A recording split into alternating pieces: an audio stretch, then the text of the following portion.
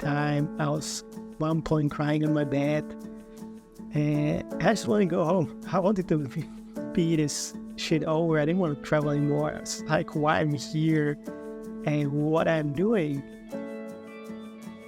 And at that moment I thought, hey, what would this do for me? My friend Jacob says, traveling is like a life on speed. You have experienced everything faster. The good things, but also the not so good things.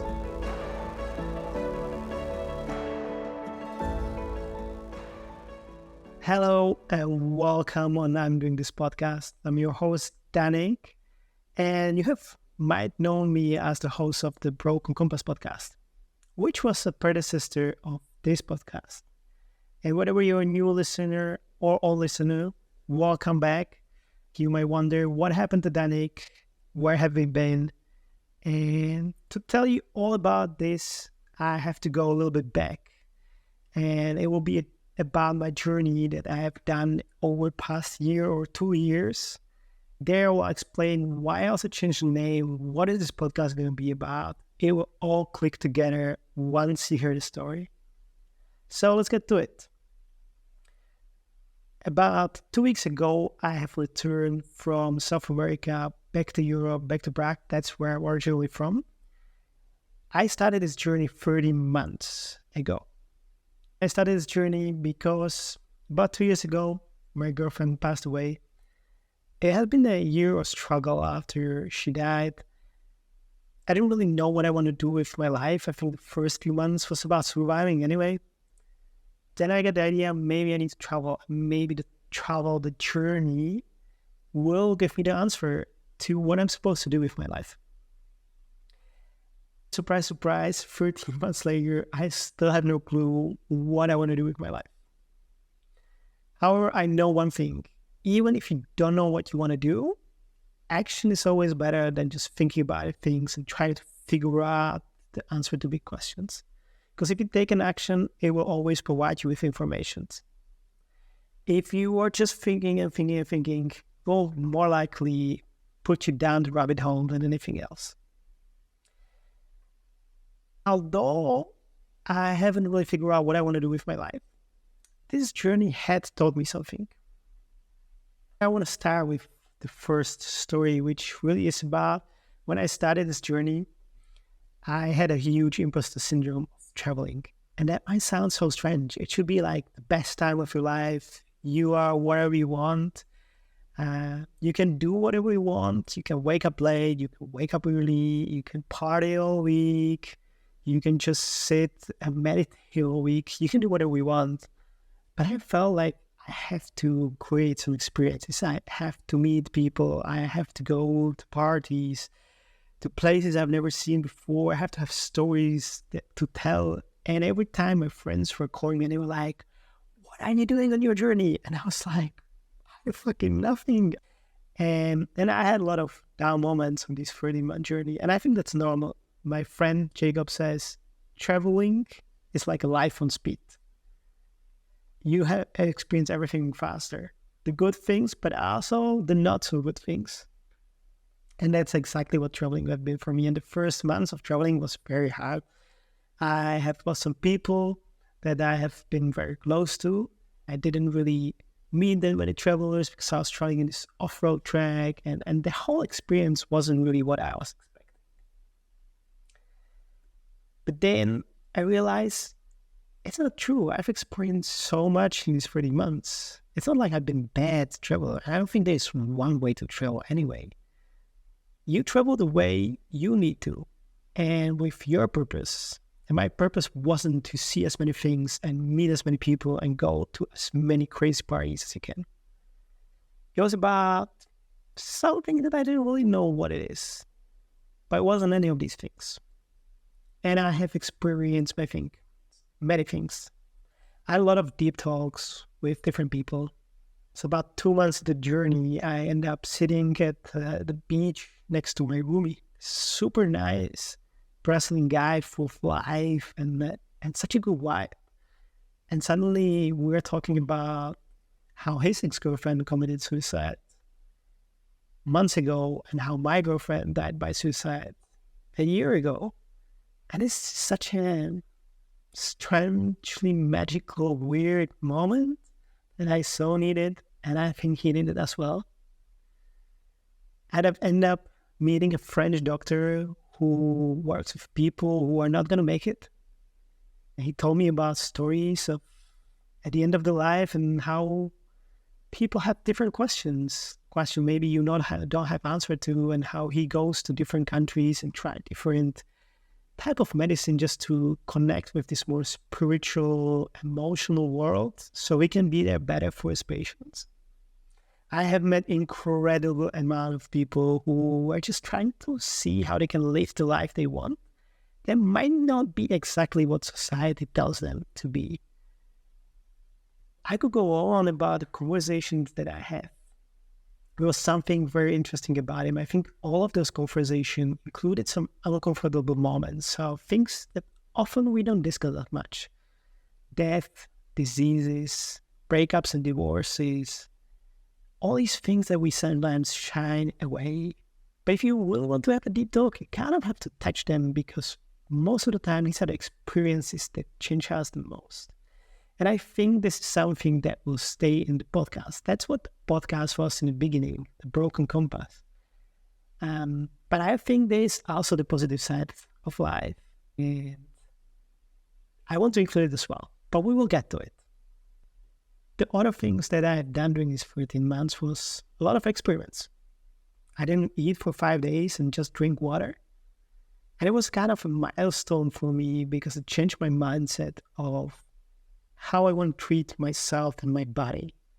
I started eating healthier because I want to be healthier, and I know what kind of impact the shitty food has on me.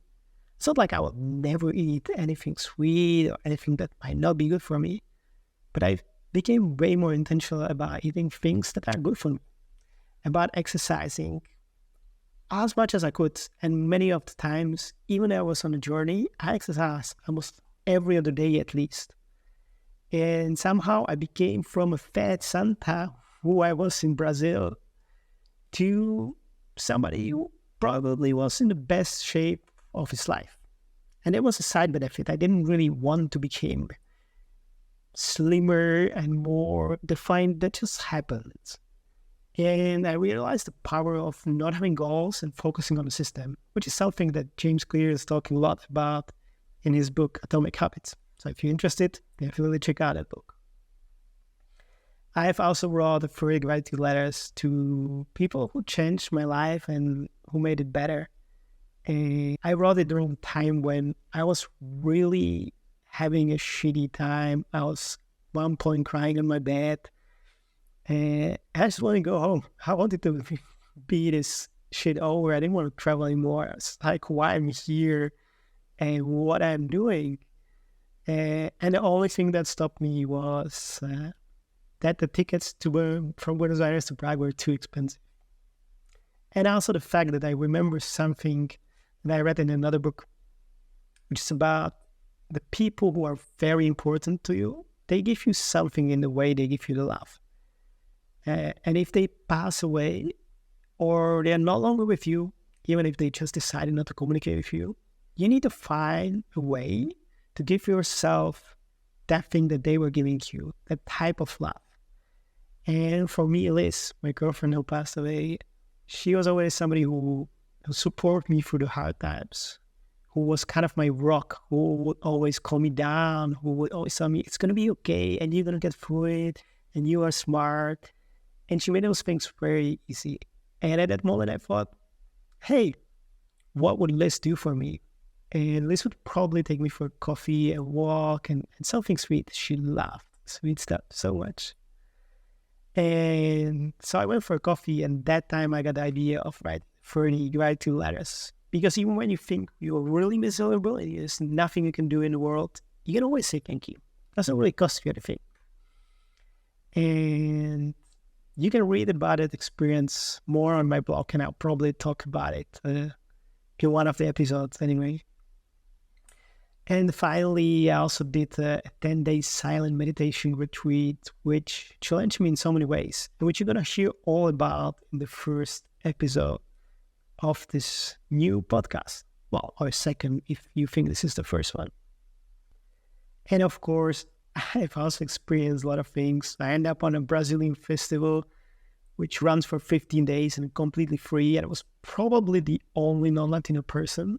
And the only Latino person that I met there were two Argentinian guys. I have walked and run around beaches and mountains, so flat. I've seen so many waterfalls. At one point, I just couldn't see any other waterfalls in my life. I've experienced food and culture. So there has been lots. And ultimately, as I'm thinking about the journey, I think it was about getting to know myself, about understanding myself better and figuring out how I can be happy again. And it's not like I didn't have happy moments during these 2 years, but there was still some part of me that wasn't really in this content way. And I don't think I'm going to be happy every single day. I don't think anybody can, because life is a roller coaster and there's a lot of moments that sucks. But I do think that I'm much better prepared for any one of these moments, and I can deal with them much better. And I can sit with them and be with them and integrate them in my life in the way I really need to. So what is this podcast about? It's about my journey of how to find a better life, but also my guest journeys of how to find better life. And it's about meaningful moments and reflection on our lives and the moments, experiences, and experiments that help us live the life that we want to live. Or live it in a better way if you already know what it is. It's going to be full of funny and sad moments and a lot of profound and sometimes silly things. And ultimately, I hope that will help people to relate and feel less lonely or get some inspiration to take an action. Because as I told you, the action is important. You can only figure out what you want to do in life and get out of shitty situation if you take some actions. Sometimes that action can be that you need to be in bed for a week. And I haven't been willing to start, and I needed it. But eventually you need to get up and you need to do something. So what can you look forward to? You can look forward to the episode with Ines Gaston, who is a Belgian psychologist, entrepreneur, and creative. And she has been the guest on the second episode of I'm Doing This podcast. So you can check it out before you watch the next episode. And she was talking about how to live life without fear, because she overcome burnout. In this second episode with her, we were talking about, hey, how her life unrolled. It's very interesting. She went around, traveled, had a lot of learnings herself. Next, you can also look forward to 100 hours of meditations with my friend Javi, whom we went to Vipassana meditation 10-day retreat, which I briefly mentioned before in the podcast. You can also look forward to Gerson, Angolian Portuguese singer, who is going to talk about growing up in Angola, a country which was basically in a war and in between the West and East during the Cold War, and how that influenced him to create some music. We're going to talk about his new single that just came out recently. And there's a lot more cool people that will come on the podcast. So stay tuned. And if you enjoy this podcast, please share it with somebody else. It will be a huge, huge help to me. It will be a huge inspiration. If you want to extra inspire me to continue working on this podcast, send me a message. Tell me what you like. Tell me what you didn't like. Tell me what you would like to hear. Ask me any question. You can find me on Instagram at Danik-Becerra. You'll find all the links below. And don't forget that I'm doing this, but I can't do it alone. So it means we are doing this.